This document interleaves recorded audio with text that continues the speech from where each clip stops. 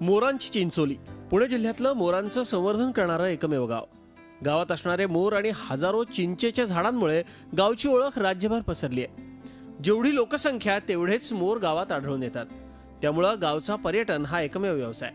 गावात छोटी मोठी 8 ते 10 कृषी पर्यटन केंद्र आहेत. मोरांचं संवर्धन करण्याकरता गावकरी प्रचंड कष्ट घेतात. गावात मोरांची हत्या होत नाही. जय मल्हार कृषी पर्यटन केंद्राच्या वतीनं या ठिकाणी विविध सुविधा निर्माण केल्या असून मोरांसाठी धान्य ठेवलं जातं. त्यांच्या खाण्यापिण्याची विशेष सोय केली जाते.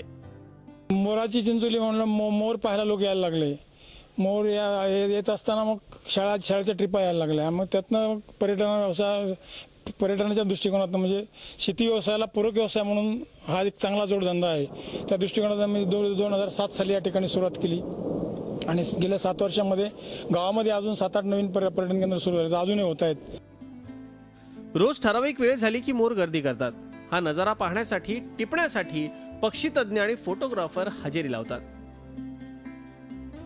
कोणाला दगड किंवा काय असं ह्या पद्धतीने कोणीही त्यांना मारहाण करत नाही.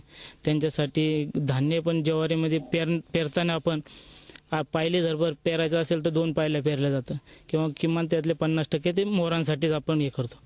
किंवा कोणाच्या घास असेल किंवा कोणाच्या धान्य असेल तर त्यांना कोणी हे करत नाही. म्हणजे जे आपल्या घरात जसं आपण जोपासना करतो म्हणजे त्या पद्धतीने आपल्या घरातल्या कुटुंबाप्रमाणेच त्यांना संगोपन केलं जातं त्या मोरांचं. मोराची चिंचोली ह्या गावात आलं की एक विशेषता म्हणजे चिंचेची झाडं आणि मोर हे कंटिन्यू बघायला मिळतात इथे.